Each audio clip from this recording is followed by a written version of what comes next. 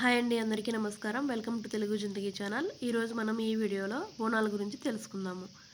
బోనాలు అమ్మవారిని పూజించే హిందువుల పండుగ. ఈ పండుగ ప్రధానంగా హైదరాబాదు, సికింద్రాబాదు, తెలంగాణ, రాయలసీమలోని కొన్ని ప్రాంతాలలో జరుపుకోబడుతుంది. సాధారణంగా జూలై లేక ఆగస్టులో వచ్చే ఆషాఢ మాసంలో ఈ పండుగను జరుపుకుంటారు. బోనం అంటే భోజనం అని అర్థం. ఇలాంటి ఉత్సవాలు ఎక్కువగా ఆదివారాలు జరుగుతాయి.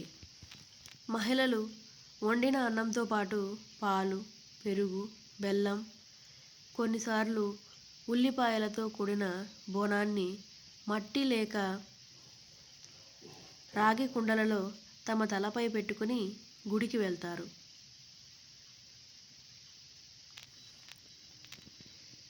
ఈ బోనాల కుండలను పసుపు, కుంకుమ, వేపాకులతో అలంకరిస్తారు.